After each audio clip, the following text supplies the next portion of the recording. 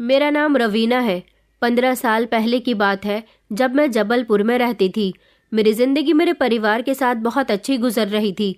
मेरे पिता का नाम रजत और मेरी माँ का नाम रेवती था। मेरी उम्र 20 साल थी। मेरी एक छोटी बहन भी थी, उसकी उम्र 7 साल थी।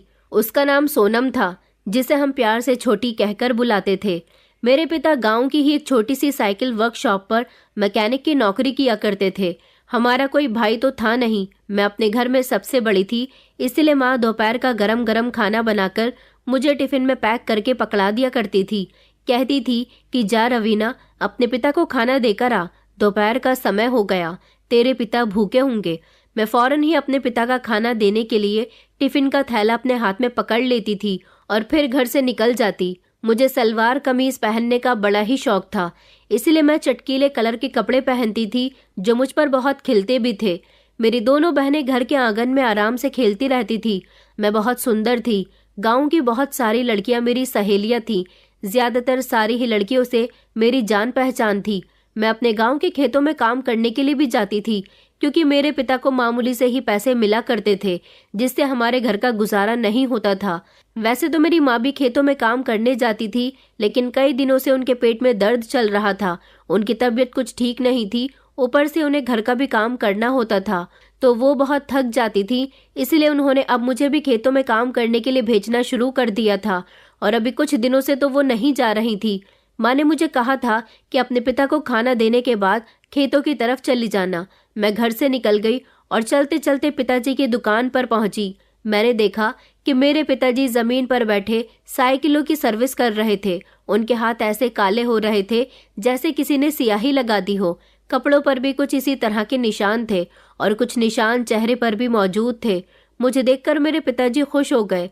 कहने लगे कि बेटा, ले आई खाना, अब आराम से खेतों की तरफ चली जा, तेरी बाकी सहेलियां भी उधर ही गई हैं।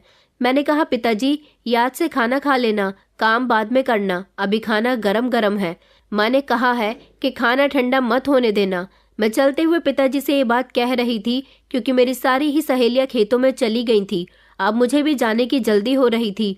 पिताजी हाथ हिलाकर कहने लगे कि हाँ हाँ बेटा, तू फिक्र न कर, खाना खा लूंगा। हमारे गांव में ज्यादातर खेतों में काम औरतें और लड़कियां ही किया करती थी, क्योंकि हमारे गांव में खेत बहुत बड़े बड़े थे। मैं काम करते समय सबके साथ बहुत हंसी मजाक भी करती थी। सबको मेरी बातें बहुत अच्छी लगती थी। हमारे गांव के एक सरपंच जी थे। वो सिर्फ नाम के सरपंच थे, मगर असल में तो वो और उनका बेटा गांव के दबंग थे। सारे ही गांव वाले सरपंच दया सिंह और उसके बेटे अक्षय सिंह से बहुत डरते थे। अक्षय सिंह तो गांव के गरीब और लाचार लोगों को अपने पैरों की जूती समझता था। पिछले 1 महीने से वो शहर गया हुआ था, इसलिए गांव में जरा शांति बनी हुई थी। मगर मैं घर से बाहर पहले ज्यादा नहीं निकलती थी, लेकिन अब मैंने खेतों में जाना शुरू कर दिया था और अब मैं घर से भी बहुत निकलती थी। गांव के लोग उससे बहुत डरते थे, जबकि सरपंच जी का शहर आना जाना बहुत लगा रहता था, इसलिए वो गांव में कम ही रहते थे।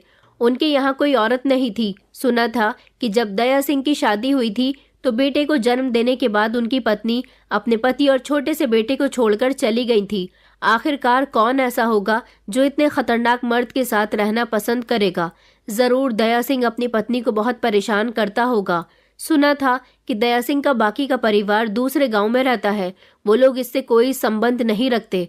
सरपंच जी के घर में बहुत सारी नौकरानियां काम करती थी। हमारे गांव की कोई भी नौकरानी उनकी हवेली में नौकरी करने जाना पसंद नहीं करती थी, मगर वो पैसे से भी बहुत अमीर थे और गांव के लोगों ने उन्हें सरपंच का रुतबा दिया हुआ था। पैसों की खातिर मजबूर गांव की औरतें उनके घरों में नौकरानी का काम करने लगी थी, मगर अब सरपंच और उसका बेटा अपने रुतबे का गलत फायदा उठाने लगे थे। उन्हें गांव के गरीब और मजबूर लोगों की मजबूरी का फायदा उठाना बहुत पसंद था। वो लोग गांव के बहुत सारे लोगों की जमीनें भी खा गए थे, और तो और अक्षय सिंह तो लोगों के साथ मारपीट भी बहुत करता था। मैंने तो सिर्फ उनके बारे में ज्यादातर सुना ही था, और वैसे भी ये बड़ों की बातें थी, हम लोग इन बातों में कहाँ घुसते थे। मगर मेरे होश तो तब उड़े थे जब मेरा सामना अक्षय सिंह से हुआ था। वो शनिवार की शाम थी, जब मैं खेतों में काम करने के बाद घर जाने की तैयारी कर रही थी। मेरे साथ की कुछ लड़कियां तो अपना अपना काम निपटाने के बाद जल्दी ही चली गई थी, मगर मैं और मेरे साथ की एक लड़की शिल्पा, हम दोनों बचे हुए थे। हम दोनों ने अपना काम निपटाया और अपने घर की तरफ रवाना होने लगे। उस समय अचानक रास्ते पर तेज आवाज में एक गाड़ी रुकी। गाड़ी से एक आदमी निकला। उसकी बड़ी बड़ी मूछें थी। गले में उसने मोटी सी सोने की चेन पहनी हुई थी, जबकि कानों में छोटे छोटे कुंडल भी थे। हाथों में ढेर सारी अंगूठियां थी। कद काट का अच्छा था, रंग सांवला और आवाज बड़े ही कड़कदार थी। वो कहने लगा कि तुम दोनों लड़कियां इस रास्ते पर अकेली क्यों चल रही हो? उसे देखकर तो जैसे शिल्पा कांपने लगी थी। मैंने कहा, क्यों, हम अकेले चले या किसी के साथ? तुम्हें इस बात से क्या परेशानी हो रही है? शिल्पा मुझे हाथ से खामोश रहने का इशारा करने लगी, मगर मैं उसका इशारा नहीं समझ सकी थी। वो कहने लगा कि अच्छा, तेरे अंदर तो बड़ी चर्बी लगती है। मैंने कहा, चलो हटो, हमारे रास्ते से हमें जाने दो। मैंने उसे धक्का दिया। वो एक तरफ को हो गया था, लेकिन वो मुझे बड़े गौर से देख रहा था। उसके चेहरे पर एक अजीब सी मुस्कुराहट थी। वैसे भी मैं थी ही इतनी सुंदर, जो मुझे एक नजर देखता बस देखता ही रह जाता था। शिल्पा मुझे जबरदस्ती आगे की तरफ घसीट कर ले गई।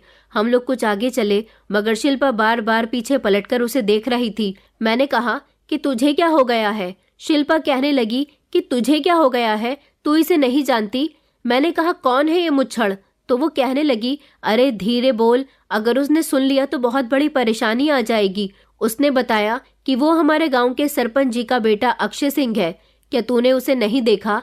अरे पिछले महीने ये शहर गया हुआ था, आज ही आया है। मैं तो जैसे सीधी खड़ी की खड़ी रह गई थी। मैंने जैसे ही पीछे पलटकर देखा तो वो अभी भी हम दोनों को जाते हुए देखकर मुस्कुरा रहा था। मैंने फौरन ही शिल्पा का हाथ पकड़ा और हम दोनों झट से घर पहुंच गए थे। मैंने कहा, शिल्पा, तूने मुझे पहले क्यों नहीं बताया? मैंने इसको नहीं देखा था, मैंने सिर्फ इसके बारे में सुना हुआ है। शिल्पा कहने लगी, आगे से इससे सोच समझकर बोलना, ये बड़ा ही खतरनाक है।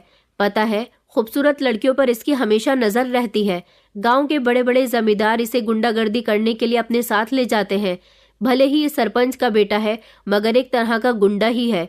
तूने देखा नहीं, ये तुझे किस तरह घूर घूर कर देख रहा था? मैंने कहा, मुझे नहीं पता, आइंदा मैं ध्यान रखूंगी, इससे बचने की ही कोशिश करूंगी। हम दोनों घबराते हुए ये बातें कर रहे थे जब मेरी माँ ने दरवाजे पर आकर हमसे पूछा, अरे क्या हुआ? दोनों बहुत घबराई हुई लग रही हो। मैंने कहा, कुछ नहीं माँ, बस रास्ते में एक जंगली जानवर मिल गया था, उससे डर रहे थे। शिल्पा कहने लगी कि अच्छा चल, मैं अब अपने घर जाती हूँ, देर हो रही है। मेरी माँ मेरा इंतजार कर रही होगी। वो मेरे दरवाजे से ही चली गई और मैं अपने घर के अंदर आ गई थी। अगले दिन फिर से जब मैं खेतों में काम करने के लिए गई और वहां से वापस आई तो सारी लड़कियों के सामने अक्षय सिंह ने मेरा रास्ता रोक लिया था और कहने लगा कि तुझे खेतों में काम करने की क्या जरूरत है, तेरी खूबसूरती खराब हो जाएगी। मैं खामोश रही। मुझे डर लगने लगा था, क्योंकि जैसी बातें मैंने उसके बारे में सुनी हुई थी उस हिसाब से मैं उससे ज्यादा बात नहीं कर सकती थी। मैंने उसकी सारी बातों को इग्नोर किया। मैं उसकी तरफ पलटकर भी नहीं देखती थी, मगर मैंने नोटिस किया था कि वो हर बार आते जाते मुझे घूरता रहता था। मैं उसकी अजीब अजीब नजरों का शिकार बनती रहती थी, लेकिन मुझे उससे चिढ़ होती थी। वो बहुत खतरनाक लड़का था, मुझसे उम्र में पूरे 7 साल बड़ा था। इन दिनों हमारे गांव में शहर के स्वास्थ्य केंद्र की एक टीम आई हुई थी, जो पूरे 1 महीने के लिए हमारे गांव में फ्री इलाज का कैंप लगा रहे थे।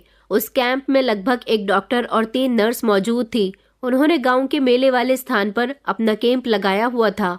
गांव के बहुत सारे ऐसे लोग थे जिसको भी जो परेशानी थी वो वहां जाकर डॉक्टर से अपना चेकअप करवा रहे थे। डॉक्टर उनको फ्री दवाई भी दे रहे थे। मेरे पिताजी ने भी हम तीनों बहनों और माँ को साथ लिया और वो हमें भी स्वास्थ्य केंद्र में चेकअप के लिए ले गए। मैंने देखा था कि वो डॉक्टर बहुत ही स्मार्ट था। उसका नाम वरुण था। हमारे गांव के लोग इन डॉक्टर और नर्सों को बहुत इज्जत दे रहे थे, क्योंकि पूरे 7 साल में पहली बार हमारे गांव में फ्री इलाज करने के लिए डॉक्टर्स आए थे। इन दिनों वैसे भी हमारे गांव के बहुत सारे ऐसे लोग थे जो बीमार थे और जो शहर जाकर अपना महंगे तौर पर इलाज नहीं करवा सकते थे। इधर अक्षय सिंह अभी भी मेरा पीछा नहीं छोड़ रहा था। मैं जब भी किसी काम के लिए घर से निकलती उसकी नजर मुझ पर ही होती थी। वो हर बार मेरा पीछा करता था, मुझे देख देख कर मुस्कुराया करता था, मुझसे बात करने की कोशिश करता था, लेकिन मैं जैसे तैसे उससे अपना पीछा छुड़ाने में कामयाब हो जाती थी। एक रात लगभग 2 बजे का समय था जब अचानक मेरे पिताजी के सीने में दर्द उठने लगा। हम सब लोग बहुत घबरा गए थे।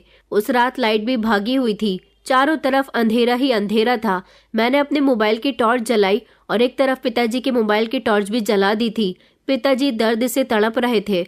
माँ उनके लिए बहुत परेशान हो रही थी। उस समय सोनम सोई हुई थी। रात का समय था, समझ नहीं आ रहा था कि क्या किया जाए।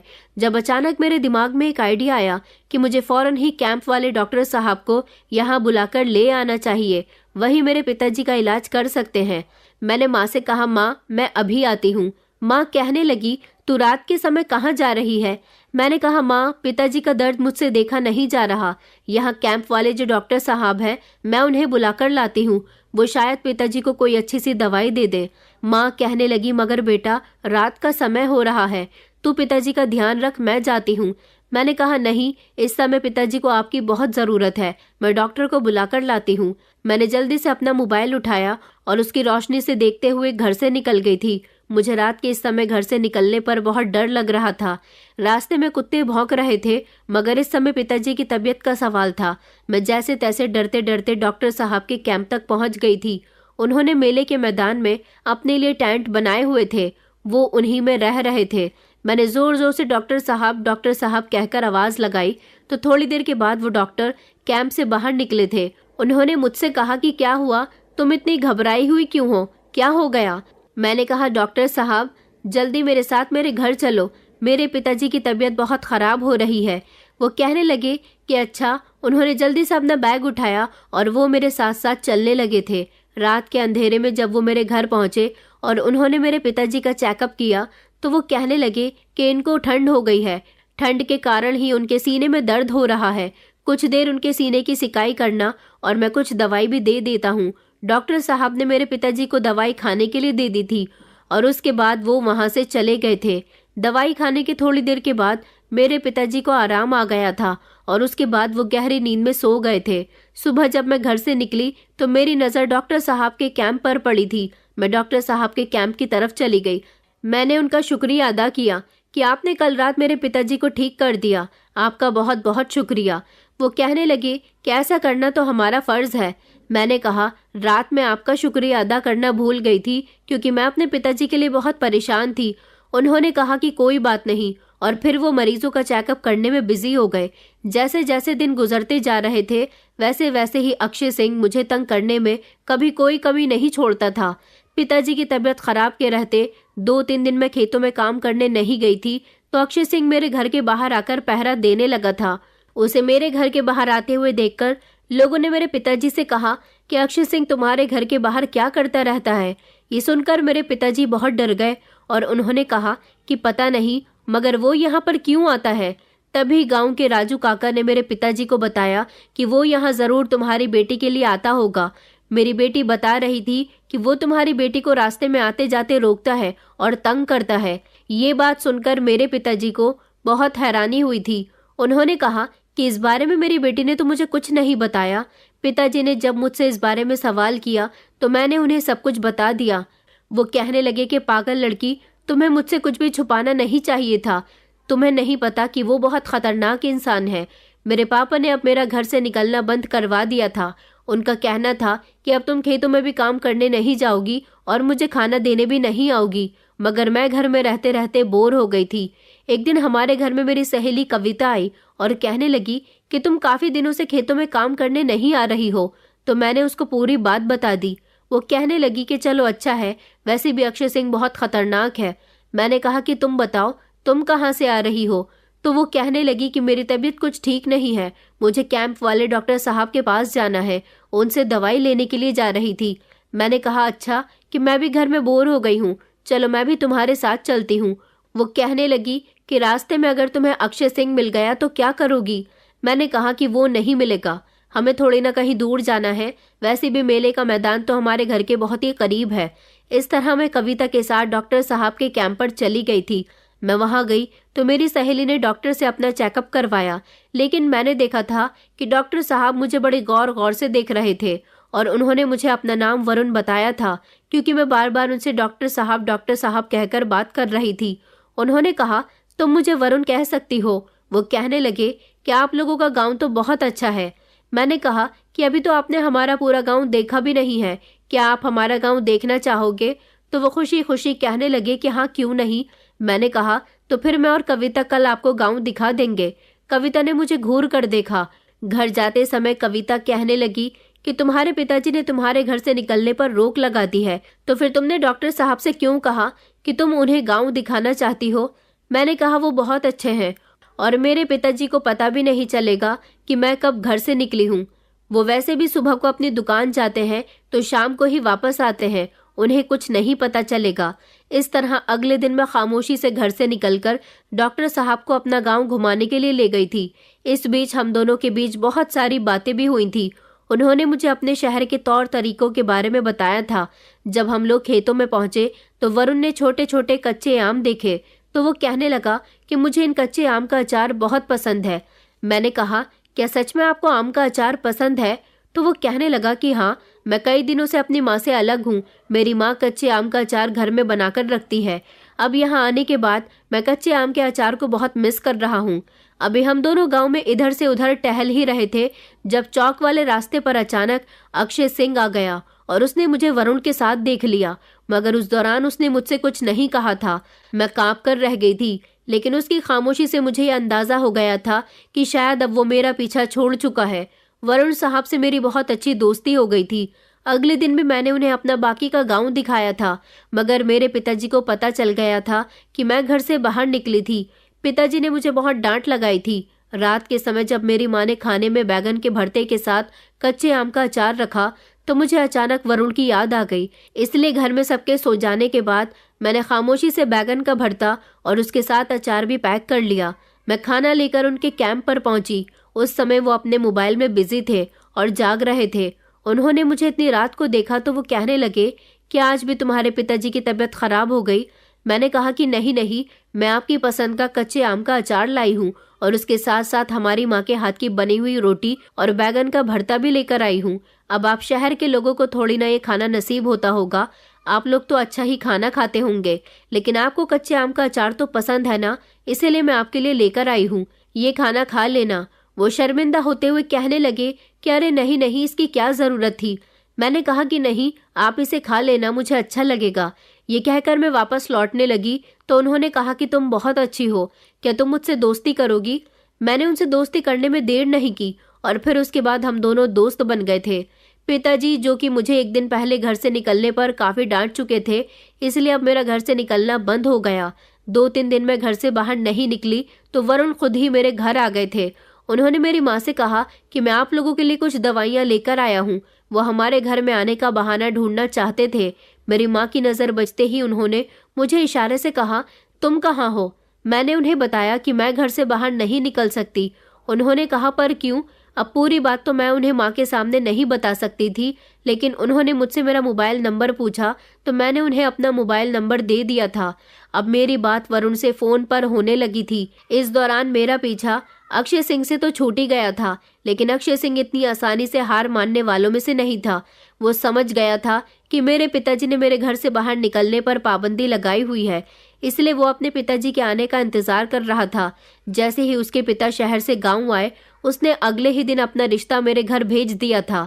सरपंच जी को देखकर ऐसा लगता था जैसे वो मेरे लिए अपने बेटे का रिश्ता मांगने नहीं आए, बल्कि मेरा सौदा करने के लिए आए हैं। उन्होंने मेरे पिताजी से कहा था कि मेरा बेटा तुम्हारी बेटी को पसंद करता है और उससे शादी करना चाहता है। अगर तुम्हें ये रिश्ता मंजूर है तो शादी की तैयारियां शुरू करो, और अगर नहीं मंजूर है तो मेरा बेटा तुम्हारी बेटी को घर से उठा लेगा। ये बात सुनकर तो मेरे पिताजी बहुत डर गए थे और फौरन ही सरपंच जी के पैरों में गिर गए।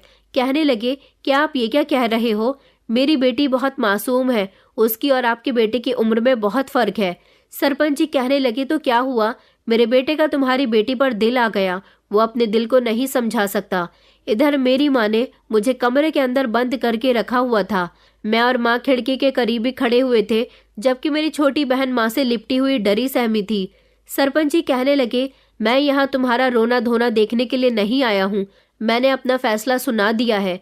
तुम्हारी बेटी जल्द ही हमारे घर की बहू बनेगी। वो तो हमारे घर से अपने आदमी और बेटे के साथ चले गए थे, मगर हमारे घर में रोना धोना शुरू हो गया था। मेरे पिताजी ने कहा कि मैं कुछ नहीं कर सकता। न जाने ये सब हमारे साथ क्यों हो रहा है, हमारी किस्मत इतनी खराब क्यों है। मैं भी अपने पिताजी के पास खड़े होकर रो रही थी। मेरे पिताजी ने मेरे सर पर हाथ रखा और कहने लगे कि बेटा, तेरी खूबसूरती ही आज तेरी दुश्मन बन गई। मैं नहीं चाहता कि मेरी बेटी की शादी ऐसे दरिंदे से हो जो बिल्कुल भी अच्छा इंसान नहीं है। लेकिन मैं क्या करूं, मैं बहुत मजबूर हूं। अब तुझे ही कुछ ना कुछ करना होगा। मैंने कहा, पिताजी मैं क्या करूं, मैं इस इंसान से शादी नहीं करूंगी। माँ भी यही कहने लगी कि चाहे जो हो जाए मगर मेरी बेटी उसके घर विदा होकर नहीं जाएगी। वो लोग बहुत खतरनाक लोग हैं, मेरी बेटी को जान से मार देंगे और हम तो उनके खानदान के बारे में भी कुछ नहीं जानते। पिताजी कहने लगे, तो अब क्या किया जाए। पूरे गांव में ये बात फैल गई थी कि अक्षय सिंह का रिश्ता मेरे लिए आया है। मैं उस दिन बहुत उदास थी। एक तरफ मैं इसलिए भी उदास थी क्योंकि अगले ही दिन वरुण का भी हमारे गांव से जाने का समय आ गया था। लेकिन मैं मन ही मन वरुण को चाहने लगी थी। उससे मेरी फोन पर भी बात होती थी और वो मुझसे दवाइयों के बहाने घर भी मिलने के लिए आता था। अभी तक उसने मुझे प्रपोज तो नहीं किया था, लेकिन मैं जानती थी कि वो मुझे पसंद करता है। वरुण नहीं जानता था कि मैं किस परेशानी से गुजर रही हूँ। मैं तो घर में ही कैद थी। मुझे पता चला कि वरुण हमारे गांव से चला गया। ऐसा नहीं था कि आखिरी समय वो मुझसे मिलकर नहीं गया था, वो मुझसे मिलने के लिए घर आया था। लेकिन पिताजी नहीं चाहते थे कि मैं इस समय किसी से भी मिलूं। पिताजी को डर था कि कहीं कोई भी उनकी बेटी को नुकसान ना पहुंचा दे। वो उदास होकर मेरे घर से चला गया था, यहाँ तक कि हमारा गांव भी छोड़कर चला गया था। मेरे पिताजी गांव के बड़े बड़े जमींदारों के आगे मिन्नतें करने गए थे ताकि वो सरपंच जी को समझाएं कि वो हमारे साथ उनकी बेटी से शादी करने की जबरदस्ती ना करे। जब जमींदारों ने सरपंच जी से बात की तो अक्षय सिंह को गुस्सा आ गया और उसने मेरे पिताजी से कहा कि तुम्हारी हिम्मत कैसे हुई इस मामले को पंचायत के बीच लाने की। अब तुम देखो कि मैं क्या करता हूँ। अक्षय सिंह ने अब हमारे घर पर धावा बोलना शुरू कर दिया था। वो घर में घुसता और सबके सामने मेरा हाथ पकड़ लेता।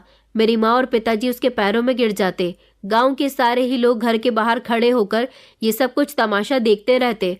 मैं रोती रहती थी और उससे कहती थी कि प्लीज मेरे साथ ऐसा मत करो, मगर वो मेरी कोई बात नहीं मानता था। उसने कह दिया था कि खामोशी से मेरे साथ शादी करने के लिए राजी हो जाओ, वरना मैं तुम्हारी बेटी को यहाँ से उठाकर ले जाऊंगा। तुम मेरी ताकत को नहीं जानते। गांव के जिस जमींदारों से तुम मदद मांगने के लिए गए थे वो भी हमारे ही चमचे हैं। वो भी वही सब करेंगे जो हम उनसे कहेंगे। अब मेरे पिताजी के पास कोई और रास्ता नहीं था और उन्होंने मुझे समझाया था कि बेटा तुझे इससे शादी करनी होगी। लेकिन मेरा मन कहीं से कहीं तक भी अक्षय सिंह से शादी करने के लिए नहीं मान रहा था। उस दिन मुझे वरुण की बहुत याद आ रही थी। मैंने वरुण को कॉल की और उसे अपने बारे में सब कुछ बताने लगी। मैं रोते हुए उससे बात कर रही थी।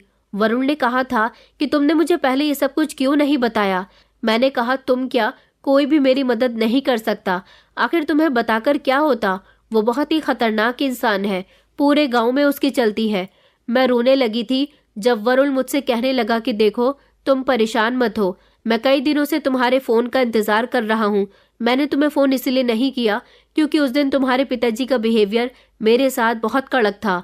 मुझे लगा शायद उन्होंने तुम पर किसी बात की पाबंदी लगा दी हो, लेकिन मैं तुमसे जाने से पहले अपनी मोहब्बत का इजहार करना चाहता था। मैं तुमसे मोहब्बत करने लगा हूँ। मैंने कहा, मैं भी तुमसे मोहब्बत करती हूँ। अभी मैं वरुण से इतनी बात कह ही रही थी जब पीछे से मेरी माँ ने मेरे कंधे पर हाथ रख दिया। मैंने एक ही झटके से फोन नीचे कर लिया और कॉल कट हो गई थी। माँ कहने लगी कि किससे बात कर रही हो, तुम किससे मोहब्बत करती हो। मैंने माँ को रोते हुए सब कुछ बता दिया। मैंने बताया कि डॉक्टर साहब हमारे गांव में आए थे ना, वो मुझसे मोहब्बत करते हैं और मैं भी उनसे मोहब्बत करने लगी हूँ।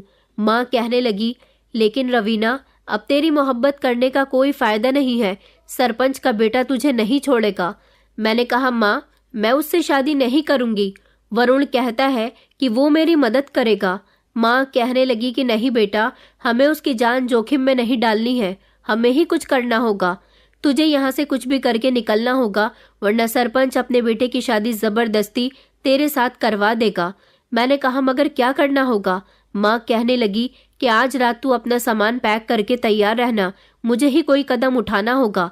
मैं अपनी माँ की बात को समझ नहीं सकी थी। हम दोनों माँ बेटी नीचे आ गए थे, लेकिन रात के समय जब हम सब लोग गहरी नींद में सो रहे थे तब माँ ने मुझे चुपके से उठाया और कहने लगी, उठ और जल्दी से मेरे साथ चल।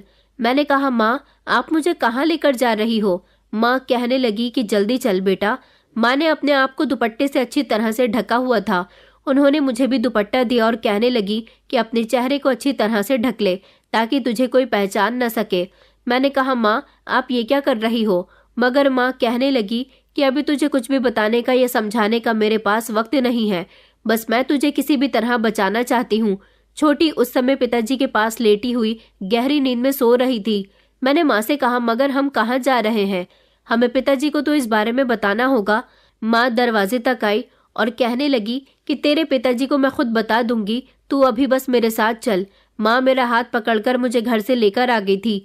चारों तरफ अंधेरा था, उल्लुओं की आवाज आ रही थी। फिर माँ मुझे खेतों में ले गई। हम लोग झाड़ियों को पार करते हुए एक पक्के रास्ते पर निकल आए थे। मैंने कहा, माँ आप ये मुझे कौन से रास्ते पर ले आई हो? दूसरे रास्ते से भी तो आ सकते थे ना। माँ कहने लगी कि तू बस खामोश रह, मेरे साथ चलती रह। देखते ही देखते हम शहर जाने वाली सड़क पर आ गए थे। मैंने कहा, माँ आप मुझे कहाँ लेकर जा रही हो? माँ कहने लगी कि मैं तुझे इस गांव से बहुत दूर लेकर जा रही हूँ। मुझे तेरी बहुत फिक्र है। तू मेरे साथ शहर चल और मुझे ये बता कि डॉक्टर वरुण कौन से शहर में रहता है। हम लोग वहीं चलेंगे। मैंने माँ से चौंक कर कहा कि क्यों, हम वहाँ क्यों जाएंगे? माँ ने एक झटके से मेरा हाथ पकड़ा और कहने लगी कि सारे सवालों का जवाब मैं तुम्हें अभी नहीं दे सकती। हम लोग चलते चलते बहुत दूर आ गए थे। रास्ते पर हमें दूर से आती हुई एक बड़ी सी गाड़ी की रोशनी नजर आई। पूरी सड़क खाली पड़ी थी। एक दो वाहन वहां से गुजरकर जा रहे थे।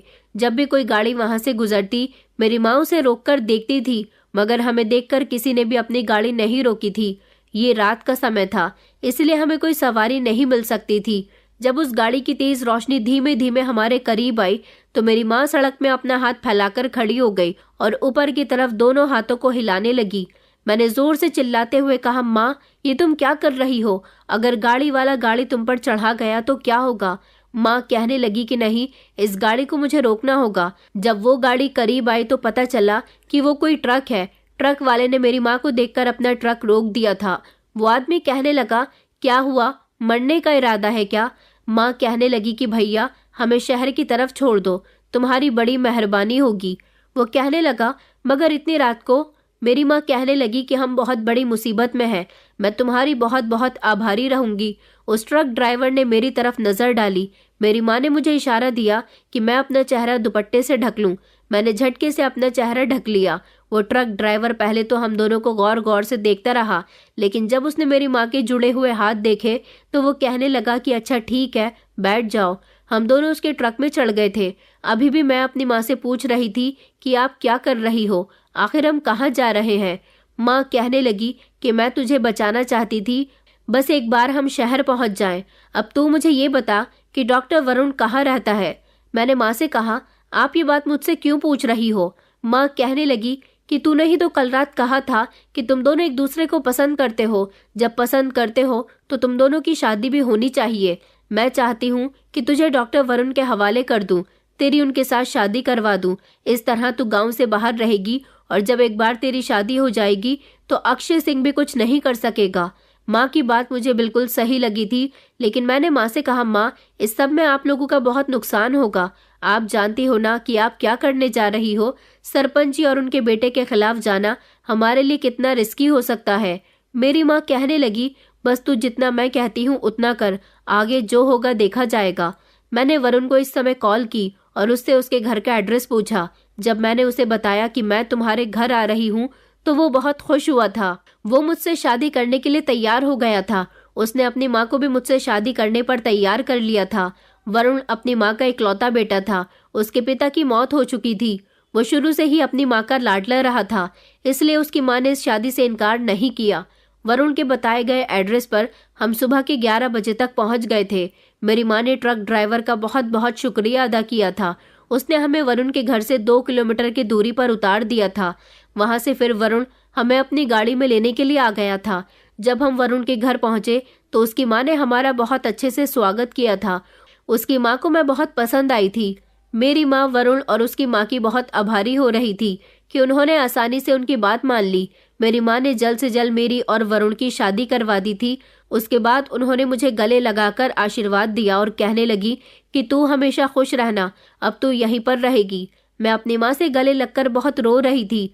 वरुण ने उन्हें भरोसा दिलाया था कि मेरे होते हुए किसी की इतनी हिम्मत नहीं है जो मेरी पत्नी को हाथ लगा सके।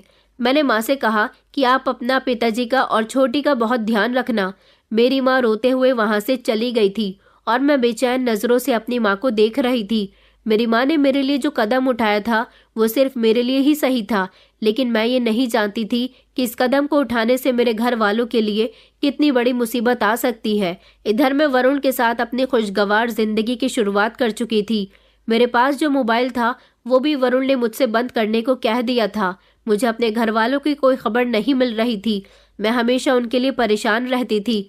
वरुण की माँ ज्यादातर बीमार रहती थी। उसका मामूली सा घर था। ना तो ये घर ज्यादा अच्छा था और ना ही बुरा था। वरुण मेरा बहुत अच्छे से ख्याल रख रहा था। मेरी शादी को धीरे धीरे 1 महीना हो गया। एक दिन अचानक वरुण की मम्मी की तबीयत खराब हो गई। वरुण वैसे भी हर रोज अस्पताल अपनी ड्यूटी पर जाया करता था, लेकिन उसकी माँ की तबीयत इतनी खराब हो गई थी कि वो अपनी माँ का इलाज घर में रहकर नहीं कर सकता था। इसलिए उसने अपनी माँ को अस्पताल में एडमिट करवा दिया था। उसकी माँ की तबीयत इतनी ज्यादा सीरियस थी कि उन्हें अस्पताल में कुछ दिन रखना था। मैं घर में रहकर घर के सारे कामकाज देख रही थी। एक रात अस्पताल में मेरी सास की बहुत तबीयत खराब हो गई तो वरुण ने कहा कि आज मुझे अस्पताल में ही रुकना होगा, तुम घर चली जाओ और मैं यहाँ अस्पताल में माँ के साथ रहूंगा। मैंने सोचा कि कोई बात नहीं, मैं घर चली जाती हूँ। वैसे भी मेरी तबीयत ठीक नहीं थी। उस दिन के बाद 2-3 रातों तक और मेरा पति अस्पताल में ही रुका रहा। वो चौथी रात थी जब मैं घर में अकेली थी। मैं बिस्तर पर लेटी हुई थी और अपने घर वालों को याद करके मेरी आंखें नम हो गई थी। अभी मैं कमरे की लाइट बंद करने ही वाली थी जब अचानक मुझे दरवाजे पर दस्तक महसूस हुई। मैं उठी और मेरी घड़ी पर नजर गई। रात के इस समय आखिर कौन हो सकता है? मैंने दरवाजे के करीब जाकर पूछा कौन, तो फिर से दरवाजे पर दस्तक हुई। मुझे किसी गड़बड़ का एहसास होने लगा। मुझे डर लगने लगा। इस समय वैसे भी मैं घर में अकेली थी। मैंने दरवाजा नहीं खोला, लेकिन अचानक मुझे खिड़की के शीशे बजने की आवाज आने लगी। ऐसा लग रहा था कि जैसे कोई जोर जोर से खिड़की के दरवाजों को खड़खड़ बजा रहा है। अब तो मुझे पक्का यकीन हो गया था कि जरूर कोई है जो मुझे परेशान कर रहा है। मेरी समझ नहीं आया कि मैं क्या करूं। मैं फौरन ही दौड़कर कमरे की तरफ भागी। मुझे अपना मोबाइल लेकर उसी समय वरुण को कॉल करने का आइडिया सूझा, लेकिन जैसे ही मैं पलटकर भागी, घबराहट की वजह से मेरा पैर फिसल गया और मैं जमीन पर गिर गई। दरवाजा ना खुलने पर वो लोग खिड़की का दरवाजा तोड़कर खिड़की से अंदर दाखिल हो गए थे। वो 3-4 आदमी थे। घर के अंदर उन सबको आता हुआ देखकर मैंने जोर जोर से चीखना शुरू कर दिया, मगर उनमें से एक आदमी ने मेरे मुंह पर हाथ रखकर मुझे खामोश किया। मैं अपने आप को छुड़ाने की कोशिश कर रही थी, अपने हाथ पैर मार रही थी, मगर कुछ न हो सका। अंदर आने वाले आदमियों में से एक आदमी ने दरवाजा खोल दिया और फिर वो लोग मुझे खचेड़ते हुए घर के बाहर निकाल कर ले जाने लगे।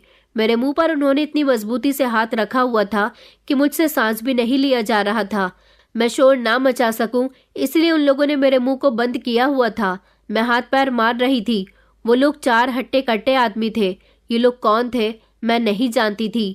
हमारे घर के बाहर इनकी बड़ी सी गाड़ी खड़ी हुई थी। ये लोग मुझे जबरदस्ती पकड़कर गाड़ी के अंदर खचेड़ते हुए ले गए और मुझे गाड़ी में बिठाकर इन्होंने गाड़ी चलानी स्टार्ट कर दी। मेरी आंखों से लगातार आंसू निकल रहे थे। मैं चिल्लाने की कोशिश कर रही थी, मगर मेरी आवाज मेरे मुंह से नहीं निकल पाई और फिर दम घुटने की वजह से मैं बेहोश हो गई। मैं कब तक बेहोश रही ये तो मुझे नहीं पता था, मगर जब मेरी आंख खुली तो मैंने देखा कि मैं बिस्तर पर मौजूद हूँ। मैं एक ही झटके से उठी। मैंने इधर उधर देखा तो एक सिंपल सा कमरा था। छत पर एक धूल से भरा हुआ पंखा लगा हुआ था। कमरे में एक अलमारी और बेड के अलावा कुछ भी नहीं था। मैं कहाँ आ गई थी मैं नहीं जानती थी। मैं उठकर दरवाजे की तरफ गई। दरवाजा बाहर से बंद था। मैंने दरवाजा बजाना शुरू किया। मैं चिल्लाने लगी कि दरवाजा खोलो। कुछ देर गुजरी तो मुझे ऐसा लगा जैसे कोई धीरे धीरे दरवाजे की तरफ चलता हुआ आ रहा है। मैं जल्दी से दरवाजे से पीछे हटी, मगर जैसे ही दरवाजा खुला तो वो कमरे के अंदर आया था। उसे देखकर मुझे अपनी मौत नजर आ रही थी, क्योंकि वो कोई और नहीं बल्कि अक्षय सिंह था। इसका मतलब ये था कि मैं इसकी हवेली में मौजूद थी और ये मुझे वापस मेरे गांव ले आया था। इसने मुझे किडनैप करवा लिया था। मैंने अपने मुंह पर हाथ रखा और मैं इसे देखकर चिल्ला चिल्लाकर रोने लगी। मुझे रोता हुआ देखकर ये एक ही झटके से मेरे करीब आया और इसने मेरे मुंह पर एक जोरदार थप्पड़ मार दिया था। इसने मुझे बालों से पकड़ा और कहने लगा कि तूने और तेरी माँ ने मेरे साथ बहुत बड़ी होशियारी करने की कोशिश की है, मगर इसकी सजा तो मैं तेरे परिवार वालों को दे चुका हूँ। मैंने कहा कि प्लीज मुझे छोड़ दो, मेरे साथ ऐसा मत करो। वो कहने लगा कि चल मैं तुझे जरा तेरे परिवार वालों की हालत दिखाता हूँ। वो मुझे बालों से पकड़ता हुआ खचेड़कर दूसरे कमरे में ले गया। मैंने देखा कि जमीन पर मेरी माँ, मेरे पिताजी और मेरी छोटी बहन तीनों ही जख्मी हालत में पड़े हुए थे। मेरे पिताजी के हाथों को पीछे से रस्सी से बांधा हुआ था। मेरी माँ और बहन का भी कुछ ऐसा ही हाल था। मैं उन लोगों को देखकर चीख पड़ी थी। ये सब अपनी आंखों के सामने देखकर मेरा शरीर कांपने लगा था। मैंने चिल्ला चिल्लाकर रोना शुरू कर दिया। माँ, पिताजी, ये क्या हो गया? मगर वो लोग बेहोश थे। मेरी छोटी बहन, जिसकी बहुत बुरी हालत थी, इस दरिंदे ने मेरी छोटी बहन को भी नहीं छोड़ा था। उसे देखकर पता चल रहा था कि उसे भी मारा पीटा गया है। ये मैंने अपनी आंखों से क्या देख लिया था? मुझे नहीं पता था कि ये इंसान इतना खतरनाक होगा। वो मेरे पिताजी के करीब गया। उसने मेरे पिताजी को होश में लाने की कोशिश की, उनके मुंह पर मुक्के मारने शुरू कर दिए और कहने लगा कि देख, तेरी बेटी तेरे सामने खड़ी हुई है। मेरे पिताजी, जिनके होठों से खून निकल रहा था, माथे पर चोट के बहुत सारे जख्म साफ नजर आ रहे थे। मुझे नहीं पता था कि भगवान एक दिन ऐसा भी वक्त दिखाएगा। ये इंसान कोई इंसान नहीं, बल्कि बहुत बड़ा दरिंदा था। आज ये बात साबित हो गई थी। मेरे पिताजी ने जब धीमी धीमी आंखों से मुझे देखा तो वो कहने लगे कि बेटा, हमें माफ कर देना, हम तुझे नहीं बचा सके। मैं रोते रोते जमीन पर बैठ गई थी। ये कहकर मेरे पिताजी बेहोश हो गए थे। मैं चिल्ला चिल्लाकर माँ और छोटी को उठाने की कोशिश कर रही थी, मगर वो लोग नहीं उठी और वो घटिया इंसान मुझ रोती हुई लड़की को बाजू से पकड़कर घसीटता हुआ फिर से उसी कमरे में ले आया था और मुझे कमरे में बंद करके ये कहता हुआ चला गया कि कल या तो तेरा इस दुनिया में आखिरी दिन होगा या फिर तेरे माता पिता का। तेरी भलाई यही है कि तू खामोशी से मेरे साथ शादी कर ले। मैंने सुना है कि तूने शहर के उस डॉक्टर से शादी कर ली है, मगर मैं तेरी शादी कभी कामयाब नहीं होने दूंगा। यहाँ आने के बाद तुझे मेरी ही पत्नी बनना होगा। तुझे सुकून से जिंदगी गुजारनी है तो मुझसे शादी कर ले, वरना मैं तेरे पूरे परिवार को और तुझे भी जान से मार दूंगा। उधर वरुण मुझे ढूंढने की कोशिश कर रहा होगा कि मैं कहाँ चली गई। मैं इसी कमरे में बंद थी और बुरी तरह से रो रही थी। मैंने सोचा कि मुझ जैसी लड़की को इस दुनिया से चले जाना चाहिए जिसने अपने परिवार को मुसीबत में डाल दिया, मगर इतनी आसानी से तो मौत भी नहीं आती है। मैं रोते रोते कब सो गई मुझे पता ही नहीं चला, मगर मैंने सपने में देखा था कि वरुण मुझे बुरी तरह से तलाश कर रहा है। सुबह जब फिर से अक्षय सिंह ने झटके से कमरे का दरवाजा खोला तो मेरी आंख खुल गई थी।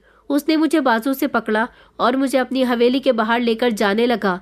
मैंने देखा कि मेरे माता पिता और मेरी छोटी बहन को इस कंडीशन में जमीन पर लिटाया हुआ था। इस समय मेरे पिताजी और माँ तो होश में थे, मगर मेरी बहन अभी भी बेहोश ही थी। वो बच्ची थी और उसके साथ बहुत बुरा हुआ था। अक्षय सिंह ने मुझे एक झटके से जमीन पर धकेला। गांव के सारे ही लोग हमारा तमाशा देख रहे थे। भीड़ ने हमें घेर रखा था। अक्षय सिंह कहने लगा कि अभी और इसी समय तू मुझसे शादी करेगी, वरना मैं इसी समय एक एक करके तेरे घर वालों को जान से मार दूंगा। मैं अभी भी इस शादी से इनकार कर रही थी। मेरी माँ और पिताजी हाथ जोड़कर उनसे विनती कर रहे थे कि हमारी बेटी को छोड़ दो। अक्षय सिंह ने कहा कि तेरी यहाँ कोई चालाकी नहीं चलेगी। तू जानती है कि इस गांव में मेरे और मेरे पिता का ही सिक्का चलता है। उसने झट से अपनी जेब से रिवॉल्वर निकाली और मेरे पिताजी के सर पर रख दी। कहने लगा कि तू मुझसे शादी करेगी या नहीं। मैं अभी भी चीख चीख कर रो रही थी कि मेरे पिताजी को छोड़ दो। हुआ ये था कि मेरे वहां से जाने के बाद अगले ही दिन जब मेरे पिताजी की आंख खुली तो उन्होंने हमें घर में नहीं पाया था। उन्होंने इधर उधर देखने की कोशिश की और वो परेशान हो गए। इस समय अक्षय सिंह भी हमारे घर पर आ गया था और वो पूरे घर में मुझे तलाश करने लगा था।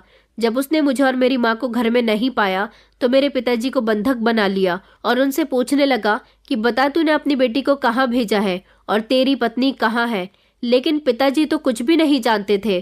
कुछ वक्त गुजरा तो मेरी माँ शहर से गांव वापस आ गई थी। जब उन्होंने पिताजी को बंधक बने हुए देखा तो वो बहुत डर गई। अक्षय सिंह ने उन्हें भी बंधक बना लिया और उसने मेरी माँ के साथ मारपीट की। उनसे पूछा कि बता, तेरी बेटी कहाँ है, तो उसे कहाँ छोड़कर आई है। माँ ने अपनी जान पर खेलकर भी उन्हें नहीं बताया कि वो मुझे कहाँ छोड़कर आई है। उन लोगों ने मेरे माता पिता को बहुत बुरी तरीके से मारा पीटा। यहाँ तक कि मेरी बहन जो उनको बचाने के बीच में आई तो उसे भी बुरी तरह से पीट दिया। गांव के सारे ही लोग खड़े हुए ये तमाशा देख रहे थे, मगर किसी की इतनी हिम्मत नहीं थी कि मेरे परिवार वालों को बचा सके। और फिर उसी दिन से उसने मेरे घर वालों को अपने घर में कैद करके रखा था। वो उनके साथ हर रोज मारपीट करता था। उनसे पूछता था कि तुमने अपनी बेटी को कहाँ भेजा है। मगर अब कई दिन हो गए थे। जब मेरे घर वालों को मार मार कर वो थक गया तो उसने अब फैसला कर लिया था कि वो मेरे घर वालों को खत्म कर देगा। उसने जब मेरी माँ को धमकी दी कि मैं तेरे पति को जान से मार दूंगा, तब माँ ने सारी सच्चाई उसे बता दी थी और फिर उसके बाद उसने मुझे मेरे घर से उठवा लिया। आज भी गांव वाले खड़े हुए तमाशा देख रहे थे। किसी में इतनी हिम्मत भी नहीं थी कि कोई जाकर पुलिस को बुला लाए, लेकिन यहाँ की पुलिस को भी इन लोगों ने दबाकर रखा हुआ था। उनके आगे पुलिस वालों की भी नहीं चलती थी। सरपंच जी भी खड़े हुए ये तमाशा देख रहे थे। उनका मानना था कि उनका बेटा कुछ गलत नहीं कर रहा। उसने रिवॉल्वर का ट्रिगर धीरे धीरे दबाना शुरू ही किया था जब अचानक तेज गोली चलने की आवाज आई और अक्षय सिंह धड़ाम से पीछे की तरफ जमीन पर गिर गया था। सबकी नजर जब बाईं तरफ गई तो सब लोग हैरान रह गए थे, क्योंकि गोली चलाने वाला कोई और नहीं बल्कि एक पुलिस इंस्पेक्टर था। पुलिस इंस्पेक्टर धीरे धीरे चलता हुआ हम सबके करीब आया। ये सब देखकर सरपंच जी का खून खौल उठा था। वो शोर मचाने लगे कि किसकी इतनी हिम्मत हुई जिसने मेरे बेटे पर हमला करने की कोशिश की। जल्दी से उसके आदमियों ने अक्षय सिंह को जमीन से उठाया।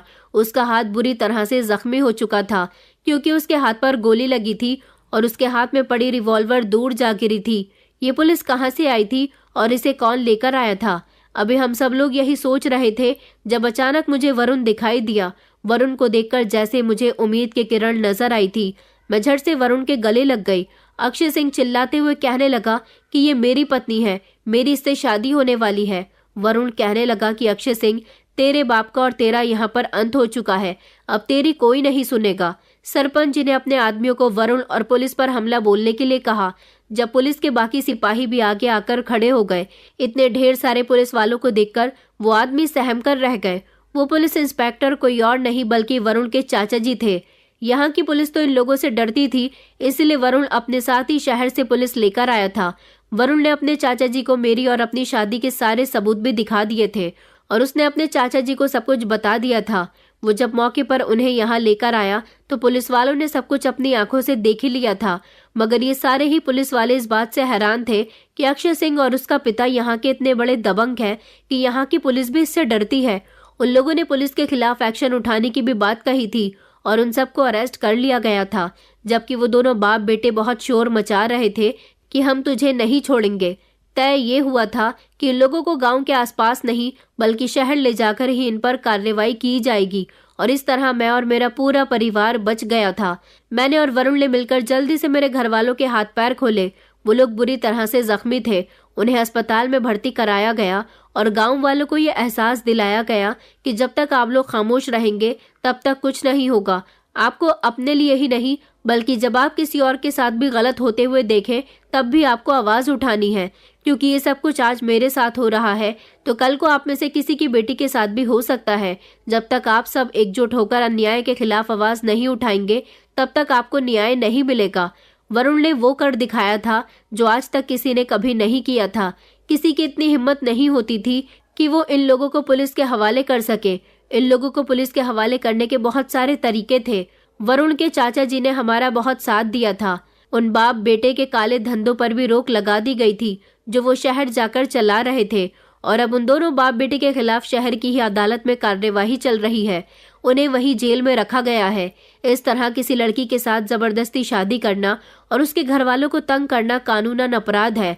मैं और वरुण ही नहीं बल्कि अब पूरा गांव सुकून की जिंदगी गुजार रहा है, क्योंकि वो लोग सिर्फ मेरे लिए ही परेशानी की वजह नहीं थे बल्कि पूरे गांव को उन्होंने तंग करके रखा हुआ था। हमारे गांव में जो पुलिस स्टेशन था वहां से सारे पुलिस इंस्पेक्टर, चौकीदार और सिपाहियों को भी ड्यूटी से निकाल दिया गया था, क्योंकि वो लोग अपराध के खिलाफ लोगों की मदद नहीं कर रहे थे बल्कि अपनी सेफ्टी और अपनी जेब गर्म करने का ज्यादा काम करते थे। इस तरह हमारे गाँव में एक तरह का सुकून आ गया और मैं भी वरुण के साथ शहर आ गई। मेरे माता पिता वक्त के साथ साथ ठीक हो गए, मगर उन्होंने मेरी छोटी बहन सोनम को मजबूत बनाया। उसे शहर पढ़ने के लिए भेजा था कि ऐसे मौके पर उनकी बेटी भी मजबूत बन सके और अगर कभी उसके साथ कुछ ऐसा हो तो वो अपने हक की लड़ाई खुद लड़ सके। मैं भले ही अपने हक की लड़ाई लड़ने में नाकाम रही थी, मगर वरुण जैसे जीवन साथी ने मुझे उस दरिंदे से बचा लिया था। दोस्तों, उम्मीद करती हूँ आपको हमारी कहानी पसंद आई होगी। कहानी पसंद आई है तो वीडियो को लाइक करें, चैनल पर नए हैं तो चैनल को सब्सक्राइब करें और हाँ, नोटिफिकेशन बेल को जरूर दबाएं ताकि अगली अपडेट सबसे पहले आपको मिले।